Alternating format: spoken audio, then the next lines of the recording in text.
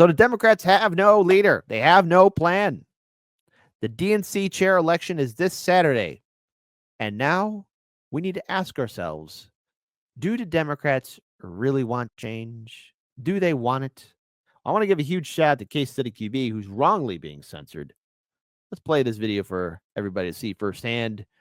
Do the Democrats really want change? Lots of attention on the new president, but the Democratic Party has a big decision to make on Saturday that has nothing to do with the current president. Instead, officials are actually electing the party's new leader, who chairs the DNC.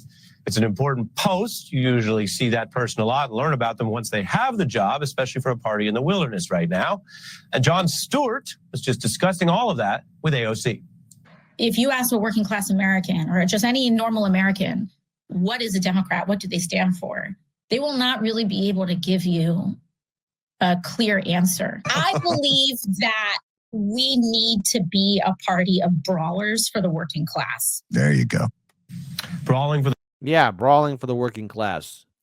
So there was actually a meeting with all these people running for the DNC chairs. None of them are inspiring. All of them mediocre. The working class is one approach, and that's not always what DNC leaders have done. Indeed, if you look at Terry McAuliffe, who actually came out of business fundraising, or Tim Kaine, a well-liked but fairly moderate figure, they were not considered brawlers. Contrast that to Howard Dean in the upper left, you might also recognize from his post-DNC commentary on this channel, among others, and you can get a very different energy. Now, we just spoke to DNC candidate Ken Martin about the choice ahead. We've got to do a better job of showing a working class There is no ruckus, Rich. There never was one. households that we're going to stand up and fight for them. You have to use the power you have when you have it to make the biggest difference for as many people as you can. Yes, for as many people as you can. But folks, I want to pull this up here because the conversation of who will support a ban on corporate PAC donations to the DNC. That's right. Money in politics. Because money in politics plays a role. Please raise your hand if you would be for supporting a ban on corporate PAC donations to the Democratic National Committee. 1, 2, 3, 4. Oh, Marianne Williamson's there. So only 4 out of 8. Okay, and let's have a discussion about this. Mr. Martin, you said that there are a lot of good billionaires out there who have been with Democrats who share our values, and we will take their money. But we're not taking money from those bad billionaires. What is a good billionaire and what is a bad billionaire in your view? There are a good billionaire and a bad billionaire. Say it with me, folks. Tell this guy to F off. My goodness. Say this because I think it's really important, right? Many of us on this stage want to end Citizens United. We want a complete overhaul in our campaign finance system. We want to get dark money out of politics, right? I press X for doubt. And for me and for many folks here, as we raise money, we only raise money from people who share our values.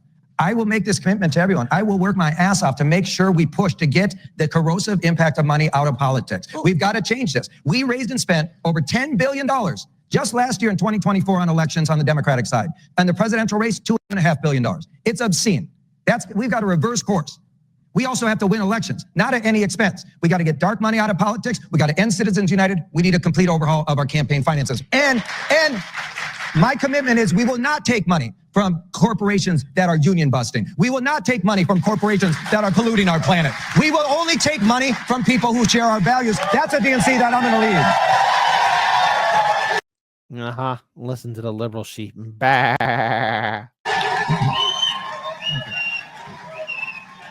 Let me ask you, see that there's support for that in the room, Mr. Martin. Let me ask you.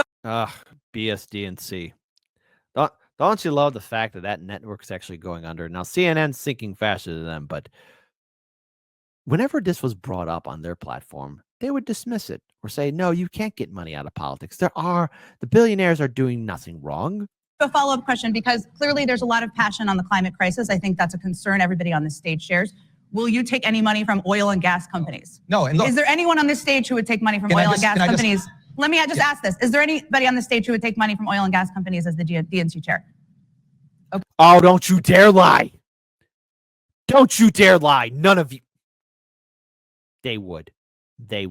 Okay, just to answer some of your questions that I know are of concern, which we wanted to get to and we told you we would get to.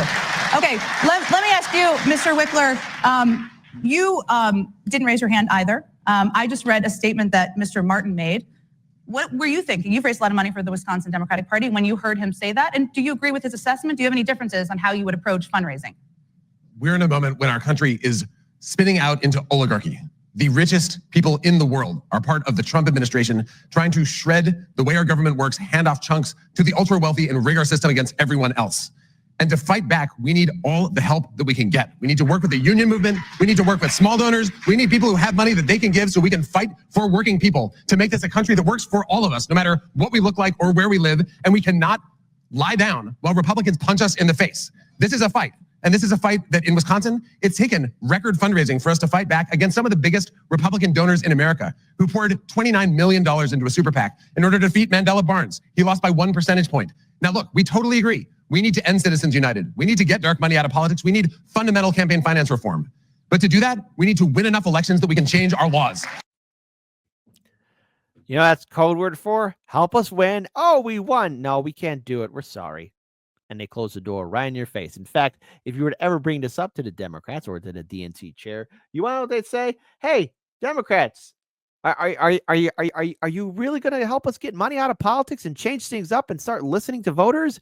And you know what the Democrats are going to say? Here's what I think about it. And here's what I think about it. There you go. That's what the Democrats are going to do. This is the Coca-Cola classic tactic of rile up the base and then do nothing, even when they win and get a supermajority and still do nothing. And that is our job at this party. And that is what we are going to fight to do. There are differences of view on this issue, which is why I think it's important to discuss it. Mr. Paul and then Ms. Williamson, I'd love to hear from you too, because you raised your hand that you would ban. You would not take money. Mr. Paul? Yeah, so I read the climate, I came up because I read the Sunrise Pledge. I'm a little bit frustrated that they then decided to turn this into Scream Night at the DNC forum. But I signed the pledge because we don't take very much corporate money in terms of money directly from corporations. So turning it down is a symbol. And Wendy Carballo writes this: one thing Bernie did show us was that if your message is good, people will donate, of course. He of course screwed that up later, but he was doing well without corporate money. Wendy Carballo is absolutely correct. It's a symbol that doesn't cost us very much, and I think we should do it. At the same time, it's really easy to say we can get dark money out of politics once we get a law, but within our own party, we don't need a law to get dark money out of politics. We just need to have conversations with our candidates that say, don't take it, don't use it, don't encourage it. And if you set that as the standard, then we had this in Massachusetts. We had a people's pledge where all outside money was kept out between Elizabeth Warren and Scott Brown because they decided they weren't going to do it. And the penalty was like 25% of your money had to go to charity if you didn't spend it, if somebody spent the outside money on you. And that was just enough to nudge people out of doing this. It wasn't that hard to sign. And I think it's I don't know what the rhetorical tell is behind the other candidates being unwilling to do this, but it's not a large amount of money. It sends a good message. I was happy to sign, much happier than before. Again, they hijacked the whole evening. But I was happy to sign because I think it's the right thing to do. I think we can moderate it. I think that having people believe that billionaires don't buy primaries, don't buy our party is important, even if I'm not even sure that they have the influence that the people who claim that they do. And we're going to stop there because I'm not going to put you guys through all that pain.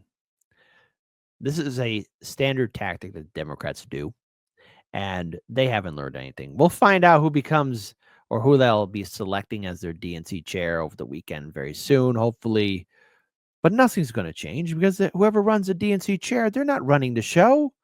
It's the donors who run the show. They're going to pull whoever is as a newly selected DNC chair. They're going to pull him in that cigar room and just say, hey, you do realize that we run this whole shebang, right?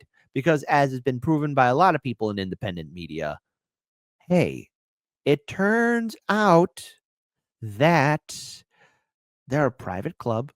They select who they want as their nominees, be it for office of president, U.S. senator, House of Representatives, you name it. That's what the Democrats do. That's what the Democrats operate as. So this whole idea of them wanting to get money out of politics, show me that you're willing to do that, but don't give me this tired excuse of we have to win more elections in order for laws to change. Well, hey, here's something. Citizen ballot initiatives, abolishing political parties, taking charge of our own destiny as voters and not trusting these politicians. But something tells me that sadly, that as we get closer to 2026, the midterms are going to be focused on, you got to help us vote Democrat because we need to stop Trump.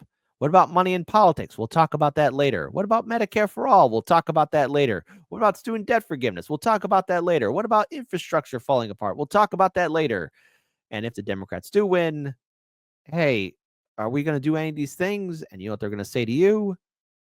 We're going to talk to you about that later. Now's not the time.